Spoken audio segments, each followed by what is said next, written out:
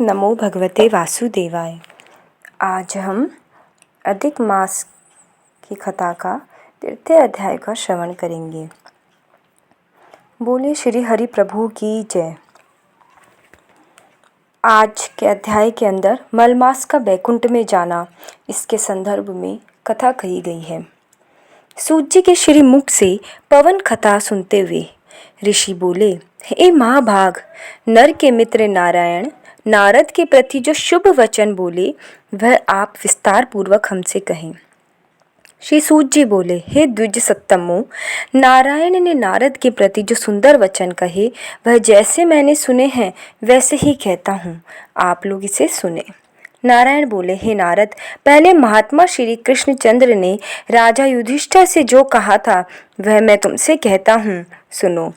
एक समय धार्मिक राजा अजातशत्रु युधिष्ठिर छल प्रिय धृतराष्ट्र के दुष्ट पुत्रों द्वारा द्युत क्रीड़ा अर्थात जुए में हार गए। सबके देखते देखते अग्नि से उत्पन्न हुई धर्मपरायण द्रौपदी के बालों को पकड़कर दुशासन ने खींचा और खींचने के बाद उसके वस्त्र उतारने लगा। तब भगवान श्री कृष्ण ने उसकी रक्षा की। पीछे पांडव राज्य को त्याग काम्य वन में चले गए। वह अत्यंत क्लेश से युक्त वे वन के फलों का खाकर जीवन बिताने लगे। जैसे जंगली हाथियों के शरीर में बाल रहते हैं, इसी प्रकार पांडवों के शरीर में बाल हो गए। इस प्रकार दुखित पांडवों को देखने के लिए भगवान देव की सुत श्री कृष्ण मुनियों के साथ काम्य वन में गए। उन भगवान को देखकर मृत शरीर में प्राण आ जाने की तरह युधिष्ठिर, भीमसेन, अर्जुन आदि प्रेम विहल होकर सहसा उठ खड़े हुए और बड़ी ही प्रीति से श्री कृष्ण जी से मिले और भगवान कृष्ण के चरण कमलों में भक्ति से नमस्कार करने लगे। इसके बाद द्रौपदी धीरे धीरे आई और आलस्य रहित होकर भगवान को शीश झुकाकर नमस्कार करने लगी। भगवान श्री कृष्ण ने उन दुखित पांडवों को मृग के चर्म के वस्त्र पहने देखा। पांडवों के समस्त शरीर में धूल लगी हुई थी, रूखा शरीर था, चारों तरफ बाल बिखरे हुए थे। उसी प्रकार द्रौपदी को भी दुर्बल शरीर वाली और दुखों से घिरी हुई देखा। इस तरह दुखित पांडवों को देखकर अत्यंत दुखी भक्त वत्सल भगवान धृतराष्ट्र के पुत्रों को जला देने की इच्छा से उन पर क्रोधित हुए। विश्व की आत्मा जो मोह को छड़ाकर घूर कर देखने से करोड़ों काल के कराल मुख की तरह मुख वाले धधकती हुई प्रलय की अग्नि के समान उठे हुए ओठों को दांत के नीचे जोर से दबाकर तीनों लोगों को जला देने की तरह लग रहे थे। जैसे श्री सीता जी के वियोग से संतप्त भगवान श्री रामचंद्र को रावण पर जैसा क्रोध आया था, उसी प्रकार से क्रोधित भगवान को देखकर कांपते हुए अर्जुन श्री कृष्ण को प्रसन्न करने के लिए द्रौपदी, धर्मराज तथा और लोगों से भी अनुमोदित होकर शीघ्र ही हाथ जोड़कर उनकी स्तुति करने लगे। अर्जुन बोले, हे कृष्ण, हे जगन्नाथ, हे जगत के नाथ, हे नाथ, मैं जगत के बाहर नहीं हूँ, आप ही जगत की रक्षा करने वाले हैं। हे प्रभु, क्या मेरी रक्षा आप न करेंगे? जिनके नेत्रों को देखने से ही ब्रह्मा का पतन हो जाता है, उनके क्रोध करने से क्या नहीं हो सकता? यह कौन जानता है कि क्रोध से संसार का पालन प्रलय हो जाता है। संपूर्ण तत्व को जानने वाले के कारण वेद और वेदांग के बीज के चित्र आप साक्षात श्री कृष्ण हैं। मैं आपकी वंदना करता हूँ, आप ईश्वर हैं। इस चरात्मक संसार को आपने उत्पन्न किया है। सर्व मंगल के मंगल हैं और सनातन के भी बीज रूप है। इसलिए एक जने के अपराध से आपके बनाए समस्त विश्व का आप नाश कैसे करेंगे? कौन भला ऐसा होगा जो मच्छरों को जलाने के लिए अपने घर को जला देता हो? दूसरों को वीरता का मर्दन करने वाले अर्जुन ने भगवान से इस प्रकार निवेदन कर प्रणाम किया। इसके बाद सूत जी ने कहा, अर्जुन की ये बातें सुनकर श्री कृष्ण ने अपने क्रोध को शांत किया और स्वयं भी चंद्रमा की तरह शांत हो गए। इस प्रकार भगवान को शांत देखकर पांडव भय से मुक्त होकर प्रेम से प्रसन्न मुख एवं विहल हुए। सभी ने भगवान को प्रणाम किया, जंगली कंद मूल फल आदि से उनकी पूजा की।